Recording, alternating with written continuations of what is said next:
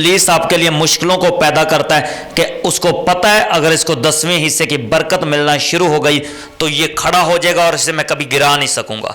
वो आपके मन पर, आपके जहन पर, आपके सवार हो जाता है कि जो 5,000, जो 10,000, जो 2,000 पादरी ने देना है, इंदा अपना राशन पाइए।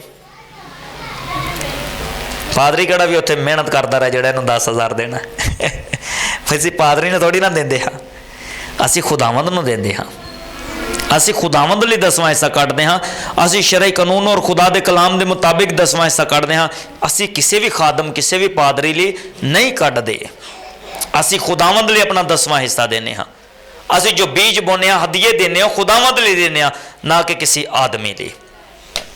बाइबल च लिखा अगर यहोवा ही घर ना बनाए तो बनाने वाले की मेहनत अबस है। एक बेवा 2 दमड़ियां लैके आई कि खुदावन नूं 2 दमड़ियां की जरूरत सी जी खुदा नूं नहीं, लेकिन वो 2 दमड़ियों का बीज बोती है और खुदावंद यीशु उसके बीज की तारीफ करता है। यीशु कहता है इस बेवा ने सबसे ज्यादा दिया है क्योंकि जो उसके पास था उसने बीज बो दिया। हजारों लाखों देने वाले पीछे रह गए और 2 दमड़ियां देकर बेवा आगे लगी। क्यों? क्योंकि उसके पास बीज बोने को कुछ नहीं था, उसके पास सिर्फ वो 2 दमड़ियां थी। आज आपको बताना चाहता हूं, अपनी जिंदगी में अगर आपके पास 10 हैं, 20 हैं, 30 हैं, आपकी इनकम 10,000 है, आपकी इनकम 5,000 है, 10वां हिस्सा निकालो, उसके हजूर उसके घर में लेकर आओ, रखो, उससे कहो खुदावन ये मेरा बीज है, ये मेरा 10वां हिस्सा है, ले मैं तेरे साथ तेरे अहद में शरीक हूं। खुदावंद के अहद में शरीक होना, खुदावंद में चलना, उसके साथ बिजनेस करना, वह आसमान से बरकतों को खोलेगा। आप लेकर आना अपने 10वें हिस्से, बोना खुदावंद में, देना खुदावंद में अपना 10वां हिस्सा। आप अपनी बरकत, अपनी ग्लोरी को देख लेना। आप अपनी जिंदगी में बढ़ते हुए कामों को देखना। एक शख्स अपना 10वां हिस्सा लेकर खुदावंद में आया, उसने उसका 10वां हिस्सा लेकर कहता ये मेरा 10वां हिस्सा है, इसे ले लो। वो 10वां हिस्सा रख लिया गया। अब उसकी इनकम बढ़ी, उसका दिल छोटा होने लगा। वो 1 लाख लेकर आया, उसका कारोबार बढ़ा और उसको 1.5 लाख देना था अगले माह। उसका दिल में बड़ा बोझ आया कि 1.5 लाख रुपया दूंगा मैं पास्टर को, जो कुछ भी नहीं करता उसे 1.5 लाख दूंगा मैं। वो मेरे लिए क्या करता है, वो चर्च मेरे लिए क्या करता है, मैं क्यों 1.5 लाख रुपया उसको दूं। उसके दिल में सवाल उठने लगे। वो बड़े बोझ के साथ जाकर कहने लगा ये 1.5 लाख रुपया मेरा 10वां हिस्सा ऐसे ले लो। खुदा ने अगले साल, अगले माह उसके लिए फिर से बरकत दी और उसका 2 लाख हो गया। अब उसको बेचैनी होने लगी। 2 लाख रुपया, 2 लाख मैं देने वाला हूं। उसको परेशानी होने लगी। यहां पर हिचकिचाहट होती जब पैसा निकलता है आपकी पॉकेट में से, यहां पर तकलीफ होती है और उसको यहां पर तकलीफ होने लगी। कहने लगा 2 लाख रुपया, सोचने लगा यार 2 लाख रुपया बड़े बड़े काम हो सकते हैं 2 लाख दे नाल, जेड़ा मैं पादरी नूं देना है, चर्च देना। फिर आया दुखी दिल दे नाल 2 लाख दे के चला गया। खुदावन ने उसे बरकत दी और उसका भाई 2.5 लाख हो गया, 10वां हिस्सा। वो पछताने लगा, 3-4 तक चला गया। वो रोए, वो कहे ये क्या हो रहा है, खुदा मुझे इतना दे रहा है, ये 4 मुझे क्यों तंग कर रहा है, ये 4 मैनू क्यों तंग कर रहे है, ये 4 मैनू क्यों तंग कर रहे है, 4 दे विच कोई गल है। खादम के पास आकर कहने लगा मैं जब आपको पैसे देता हूँ मुझे बड़ी तकलीफ होती है। उसने कहा इस तकलीफ को अपनी ज़िंदगी से निकाल दे, तेरी तकलीफ़ें दूर करने वाला आसमान पर बैठा हुआ है। ये 4 तो मुझे नहीं देता, ये जिसको देता है वो तुझे 100 गुना वापस करता है। देख तूने 1 से शुरू किया, 4 हो गया, तू देता है। उसकी बीवी को पता चला कि इसको ये 4 लाख का 10वां हिस्सा देता है। उसने उसे मना किया, उसे फोर्स किया कि भाई 4 लाख रुपए इतनी बड़ी अमाउंट तो देता है चर्च में, हमें आज तक तूने बताया ही नहीं है। पादरी तो साड़ी वड्डी टहल सेवा करनी चाहिए, सानू तो पहले डैक्स से बनना चाहिए, साड़ी तो अनाउंसमेंट होनी चाहिए कि असी 10वां हिस्सा 4 लाख रुपया देने हाँ। उसने अपनी बीवी को बता बैठा। पता उसकी बरकत कैसे लॉस हुई, जब उसने अपना 10वां हिस्सा देना बंद किया और वो बैक होने लगा। उसकी इनकम जब रुकी, जब उसको उसकी जिंदगी में परेशानी आई, जब उसे तकलीफ होने लगी 10वां हिस्सा देते हुए, उसकी बरकतें रुक गईं। क्यों रुकी? क्योंकि वो खुदावंद में जो बो रहा था उस रुपए पैसे से लाखों फलाह बहबूद के काम हो रहे थे, बहुत सी बेवाओं को दिया जा रहा था, बहुत से काम को हो रहे थे, और वो सब कुछ रुक गया और खुदावंद को ये बात उसकी पसंद ना आई।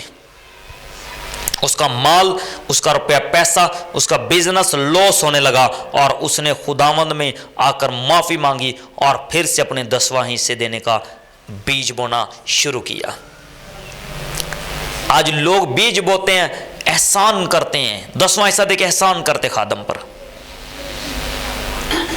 बीज बोकर खादम को कहते हैं हम आपको 10वां हिस्सा देते हैं, आप अपना अजर ज़मीन पर पा चुके हैं, आसमान के खुदा के पास आपका अजर नहीं है। ये तुरश बातें, ये ओखा कलाम है। आज बहुत से लोगों को इस बात से हर्ट हो सकते हैं, लेकिन मैं आपको भेद की बात बताना चाहता हूं। कभी भी बीज बोकर मुझे देते हैं या किसी और को देते हैं, कभी आप उस आदमी को ये ना कहें कि ये हम आपको 10वां हिस्सा देते हैं। हम खुदावंद को देते हैं, खुदावंद को बीज बोते हैं, उसके नाम में 10वां हिस्सा निकालते हैं और अजर हमें आसमान से मिलेगा। हमें ज़मीन पर नहीं, आसमान पर खजाना चाहिए। ये अपने पास्टर को बता देना जिसे 10वां हिस्सा देते हो, तो उससे कहना ये मेरा 10वां है, इसे लो और खुदा के कामों में लगाओ, मुझे आसमान पर खजाना चाहिए। क्योंकि बाइबल में लिखा है ज़मीन पर अपना माल जमा ना करो, अपना माल आसमान पर जमा करो, जहाँ ना कीड़ा खराब करता ना जंग खराब करता है। अपना 10वां हिस्सा बोना शुरू करो, अपने बड़े बीज बोने शुरू करो और खादम से कहना मुझे ज़मीन पर नहीं, आसमान पर खजाना चाहिए। खुदा आपकी ईमान की ज़ुबान पर आपकी ज़िंदगी में बरकतों को लाएगा। सबसे ज़्यादा कम इनकम किसकी है? इनकम कम किसकी है? कमाई किसकी घट हैगी? किदी कमाई घट हैगी? सारे ना घट कमाई किदी है? दसो, अपना हाथ उठाओ बेफिक्र होके। कमाई घट है, ओके। जिन्नी भी कमाई है थोड़ी 10% अपना लाना खुदावंद चे और खुदावंद नू आजमाना। खुदावंद ने खुद ही क्या है, खुदावंद को आजमा कर देखो वो कैसा मेहरबान है। खुदावंद को आजमा कर देखो वो कैसा मेहरबान है। जितने हमारे साथ लाइव है, आप अपने 10वें हिस्से को बीज बोना। आप 5000 कमाते हैं, सिर्फ 500।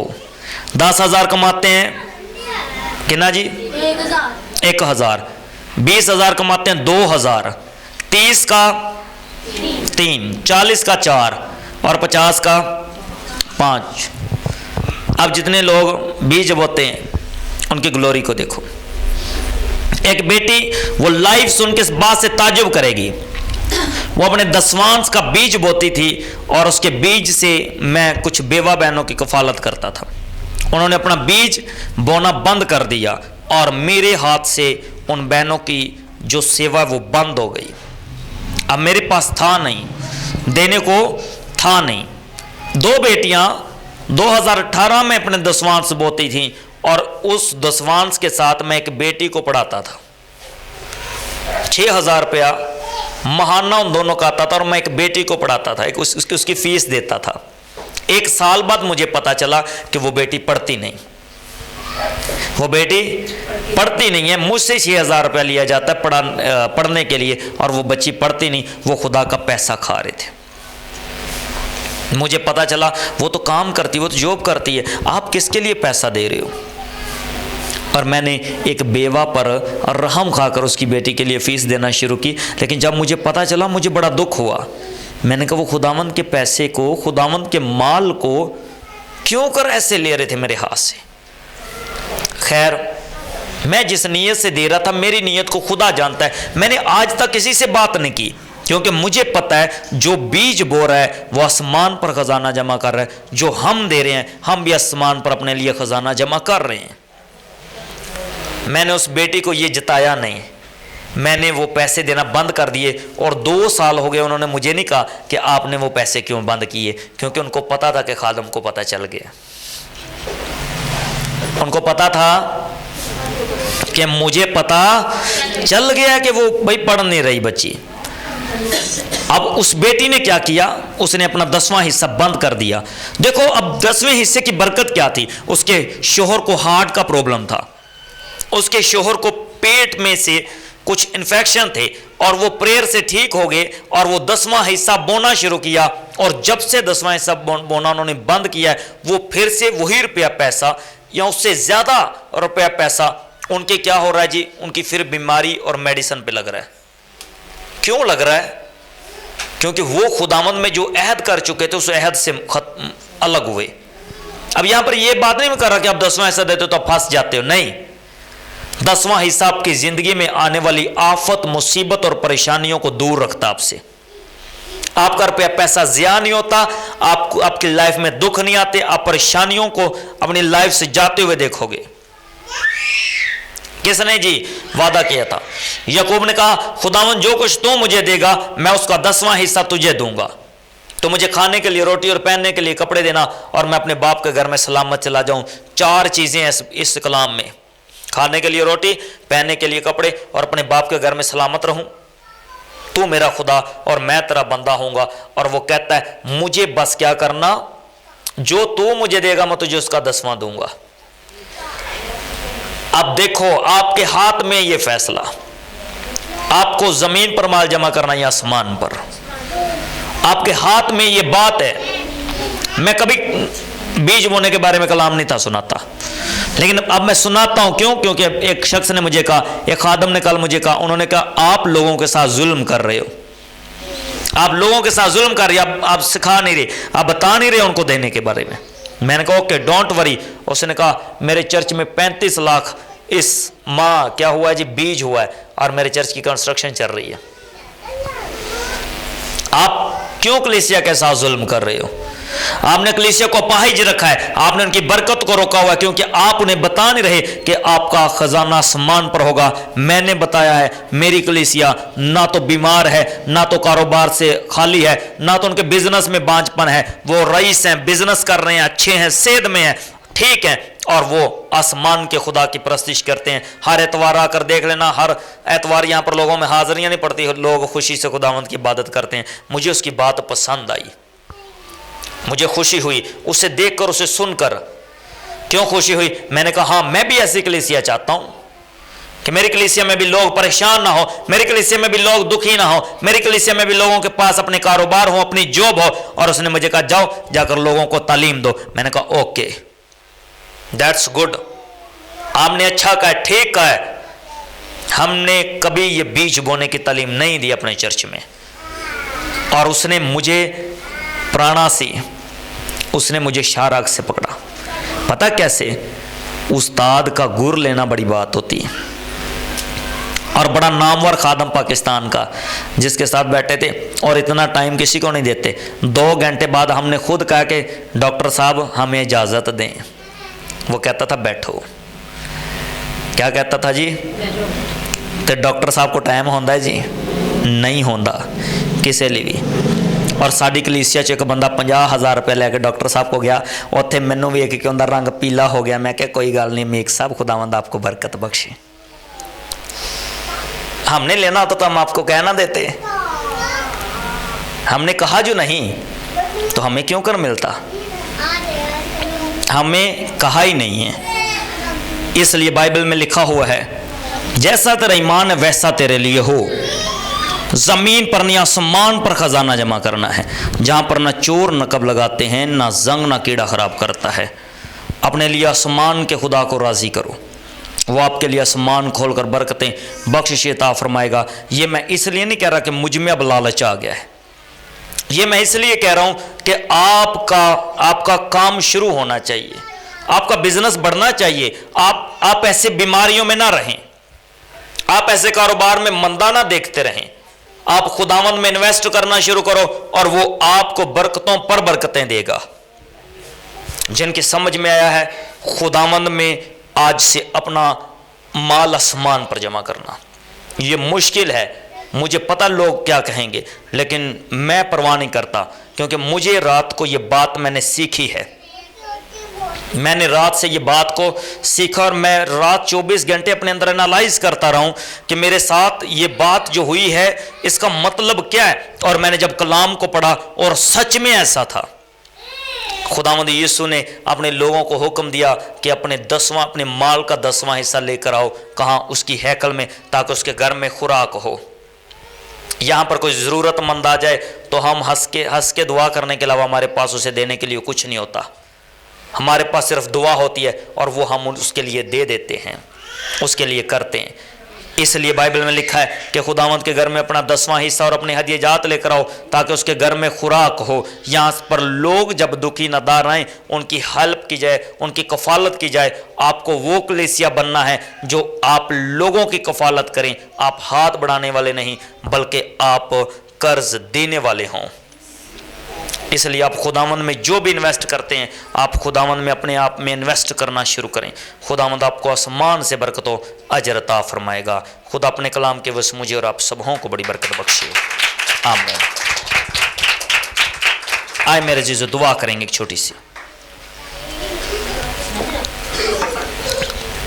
खुदा अजीम और बुजुर्ग खुदावंद यहोवा पाक खुदा, आप जो बहरोबर के खालिक और मालिक हैं, आसमानों को छोड़ ज़मीन पर उतराने वाले रब, तेरी तारीफ़, तेरी तमजीद, तेरी हमद, तेरी सिताइश हो।